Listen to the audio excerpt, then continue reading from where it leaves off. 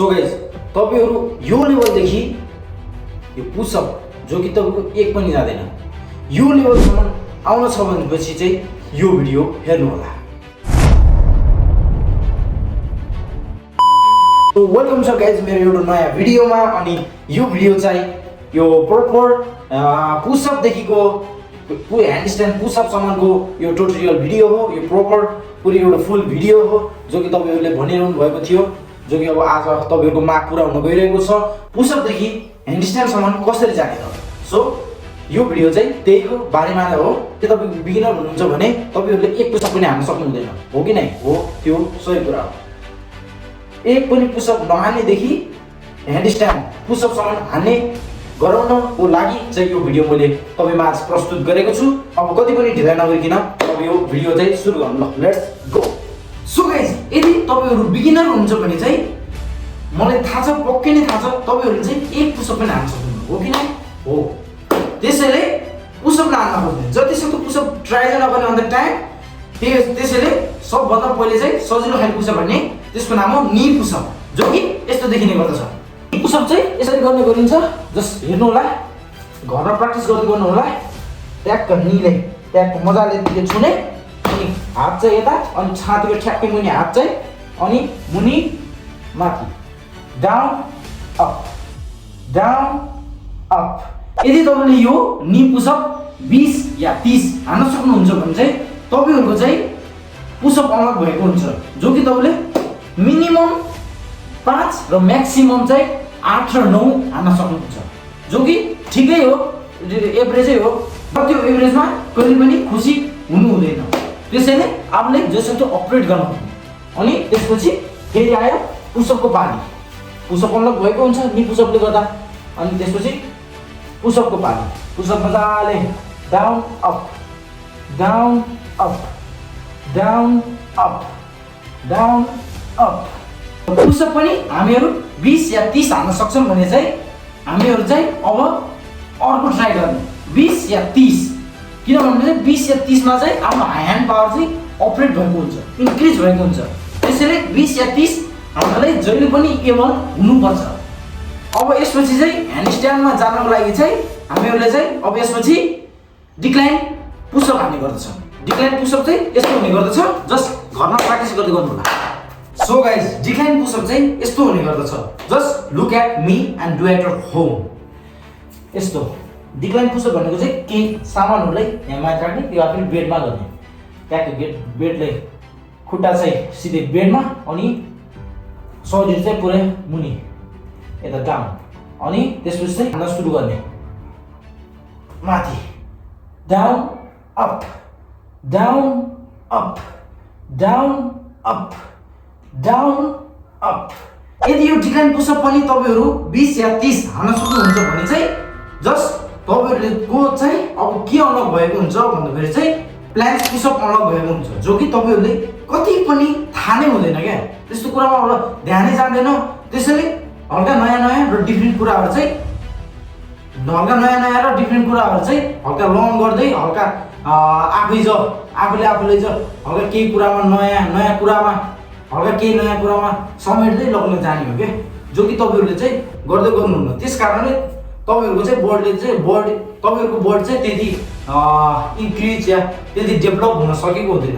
त्यसैले अब तपाईहरु यो डिक्लाइन पुसअप हान्न सक्ने एबल भइसक्नु भएको छ भनेपछि चाहिँ यदि तपाईहरु यो डिक्लाइन पुसअप हान्ने एबल भइसक्नु भएको छ भने चाहिँ 20 या 30 रेपिटेसन। त्यसपछि चाहिँ तपाईहरु चाहिँ प्लान्क पुसअप हान्ने, जो कि मेनली टार्गेट यही फ्रन्ट सोल्डरमा हुने गर्दछ। प्लान्क पुसअपले चाहिँ प्लान्क पुसअप बेस्ट पुसअप हो जो ह्यान्डस्ट्यान्ड सिक्नको लागि। त्यसैले प्लान्क पुसअप जहिले पनि गरिरहनु होला। यदि तपाई ह्यान्डस्ट्यान्ड सिक्न छ भने चाहिँ ह्यान्डस्ट्यान्ड अनलक गर्न छ भने चाहिँ प्लान्क पुसअप चाहिँ यसरी गर्ने गरिन्छ। Just look at me. Okay, ट्याक्क यो पनि खुट्टा माथि, तर डिक्लाइन पुसअपमा चाहिँ हामी यसरी यतापट्टि यस्तो पुसअप हान्ने पोजिसनमा जान्छौँ भनेपछि चाहिँ अहिले चाहिँ यो हिपलाई माथि लग्ने, अनि सोल्डर चाहिँ मुनि, अनि त्यसपछि मुनि माथि डाउन अप यसरी जाने। सिधै यस्तो होइन कि सिधै अप एन्ड डाउन सिधै अप एन्ड डाउन हिँड्ने कि ट्याक्कै अगाडि and back, go front and back, go front and back. So guys यदि तपाईँहरू पनि त्यो प्लान्क पुसअप 20 देखि 30 सम्म हान्न सक्ने एबल हुनुभएको छ भने चाहिँ त्यसपछि चाहिँ तपाईँहरूले चाहिँ जति सक्दो ह्यान्ड स्ट्यान्ड गर्नु बेला ह्यान्ड स्ट्यान्ड ब्यालेन्स गर्नुहोस्, किनकि ब्यालेन्स त्यहाँ महत्त्वपूर्ण हुने गर्दछ, धेरै नै इम्पोर्टेन्ट हुने गर्दछ ब्यालेन्स चाहिँ, जो कि तपाईँले चाहिँ ब्यालेन्स चाहिँ आफ्नो बडी आफ्नो लेगले गर्नु खोज्ने, फोकस जति सक्दो लेगले गर्ने। अनि प्रेसर चाहिँ यो औँलामा दिने, यस्तो स्पाइडर पोज गराउने, यस्तो स्पाइडर पुरै यो खाली हुनु पऱ्यो। ह्यान्ड स्ट्यान्ड हान्ने बेला चाहिँ पहिले यो खाली हुनु पऱ्यो, पछि गएर चाहिँ अब आफै आफ्नो हात चाहिँ आफै ब्यालेन्स गर्न सिकिरहेको हुन्छ, लर्न गरिरहेको हुन्छ पहिले नै। अनि पहिले चाहिँ ट्याक्क यसरी स्पाइडर पोजमा राख्ने, अनि यो खाली प्र्याक्टिस गर्ने, यो यस्तो जुमाउने जति सक्दो यो खुट्टाहरू चाहिँ जुमाउन खोज्ने, माथि लगेर ट्याक्क यस्तो जुमाउन खोज्ने। अनि यस्तो गर्दा गर्दै यस्तो गर्दा गर्दै तपाईँहरू चाहिँ हल्का यो जुमाएर चाहिँ हल्का यो ब्यालेन्स भइसकेको हुन्छ। अनि त्यसपछि चाहिँ हल्का फुल्का 1-2 सेकेन्ड 3-4 सेकेन्ड होल्ड गर्न स्टार्ट गरेको हुन्छ।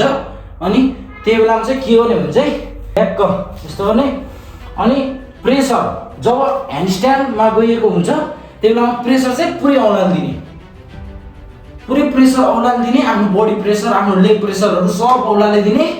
त्यसपछि चाहिँ औँलाले दिएपछि चाहिँ औँला पुरै दुख्छ, केही दिन दुख्छ तर आफै ठिक हुने गर्दछ, पछि गएर आफै बानी पर्छ औँला पनि।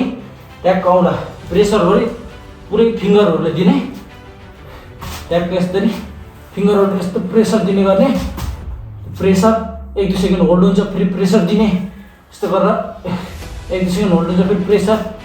जति सक्दो तपाईँले चाहिँ लेगमा ध्यान दिने इन दिस टाइममा, फेरि ट्याक्कै प्रेसर चाहिँ औँलाले हुनु पऱ्यो इन दिस टाइममा है। ट्याक्क यसरी यति सेकेन्ड चाहिँ तपाईँहरूको चाहिँ होल्ड हुँदैन, पहिले चाहिँ स्टार्टिङ पोइन्टमा यति सेकेन्ड चाहिँ कहिले पनि होल्ड हुँदैन। जस्ट तपाईँहरूले सिक्दै लर्न गर्दै गइरहेपछि चाहिँ आफै चाहिँ हुने गर्दछ। पहिले चाहिँ मैले भने जसरी औँलामा चाहिँ बडी प्रेसर दिने, आफ्नो बडी प्रेसर आफ्नो लेग प्रेसरहरू चाहिँ औँलामा दिने, अनि बडी फोकस चाहिँ ब्यालेन्स बडी ब्यालेन्स गर्ने। ह्यान्ड स्ट्यान्डको बेला चाहिँ केमा फोकस बडी ध्यान दिने भनेर चाहिँ आफ्नो खुट्टाले कन्ट्रोलमा ल्याउन सक्ने, काबुमा ल्याउन सक्नु पर्यो खुट्टालाई, त्यही नै हो। अनि त्यसपछि चाहिँ यस्तो गर्दा गर्दै तपाईँहरूको अनलक भइसकेको हुन्छ। त्यसपछि तपाईँहरूले औँलाले प्रेसर नलाउँदा पनि हुन्छ, स्पाइडर पोज नगर्दा पनि हुन्छ, मैले नगरेको जस्तै। त्यसपछि चाहिँ ट्याक्क औँलामा प्रेसर नदिने, आफै ब्यालेन्स हुने गर्दछ, हल्का फुल्का प्रेसर त परिहाल्छ त्यही पनि। अनि अब चाहिँ वालको मद्दतले ह्यान्ड स्ट्यान्ड गर्न खोज्ने, जति सक्दो वालको मद्दतले ट्याक्क यत्तिकै ठ्याक्कै यो भित्ता वालभन्दा चाहिँ ठ्याक्क थोरै केही डिस्टेन्स पारिराखेर आफ्नो हातलाई जति सक्दो अड्डाउन वालको मद्दतले चाहिँ ह्यान्ड स्ट्यान्ड गर्न खोज्ने, ट्याक्क अलिक टाढा राख्ने वालभन्दा चाहिँ। अनि यस्तो माथि फेरि मुनि यदि सक्नुहुन्न भने चाहिँ यो खालि गरिरहनु होला, अनि यत्तिकै होल्ड गर्न सिक्ने। त्यसपछि यत्तिकै होल्ड गरिरहने, ट्याक्क केही सेकेन्ड केही मिनटहरूसँग, मिनट त म भन्दिनँ, जस 20-30 सेकेन्डसम्म यत्तिकै होल्ड गर्न एबल हुने। त्यसपछि चाहिँ यो खुट्टाहरू चाहिँ यसरी फेर्ने, एक्सचेन्ज गरिरहने, खुट्टाहरूलाई एक्सचेन्ज गरिरहने, ट्याक्क यसरी एक्सचेन्ज गरिरहने, वालको सपोर्टमा गयो खुट्टा। त्यसपछि चाहिँ अब यस्तो गर्दै जुमाउँदै खुट्टाहरूलाई जसो यस्तो जुमाउन खोज्ने, यस्तो जुमाउन खोज्ने, एउटा खुट्टा अगाडि फेरि जुमाउने, एउटा खुट्टा अगाडि फेरि जुमाउने हो, यस्तो गर्न खोज्ने। अनि यसरी नै हल्का फुल्का अनलक भएको हुन्छ, आफ्नो ह्यान्ड स्ट्यान्ड चाहिँ हल्का अनलक भएको हुन्छ। अब चाहिँ फलिङ प्र्याक्टिस गर्ने, मेन चाहिँ फलिङ प्र्याक्टिस हुन्छ, जो कि ह्यान्ड स्ट्यान्ड गर्ने बेला खेल खेलिरहेको हुन्छ यसले चाहिँ। ल अब चाहिँ पाले आयो लास्ट र मेन थिङको, जो कि आफ्नो खुट्टाले कन्ट्रोल गर्ने ह्यान्ड स्ट्यान्ड पुसअप हान्ने बेला। ह्यान्ड स्ट्यान्ड पुसअप यो भिडियोको लास्ट टपिक पनि थियो। ल अब त्यही गर्ने गइरहेको छु म चाहिँ। ट्याक्क आफ्नो खुट्टामा चाहिँ जति सक्दो आफ्नो कन्ट्रोलमा ल्याउने, आफ्नो खुट्टाले चाहिँ आफ्नो खुट्टाले चाहिँ जसो कन्ट्रोलमा ल्याउने ह्यान्डस्ट्यान्ड पुसअप हान्नेको बेला ट्याक्क ह्यान्डस्ट्यान्डमा जानुभयो यसरी ह्यान्डस्ट्यान्ड मजाले जानुभयो अब त्यसपछि चाहिँ ट्याक्क खुट्टाले यसरी धेरै मुनि नल्याउने यस्तो गरेपछि चाहिँ प्रेसर चाहिँ यसो गरेपछि चाहिँ प्रेसर बडी यो फ्रन्ट सोल्डरमा आउँछ अनि तपाईँ एक्कासी फल त्यहाँबाट खस्नुहुन्छ त्यसैले यदि मुनिसम्म पनि नलग्ने त्यो धेरै नै नराम्रो हुने गर्दछ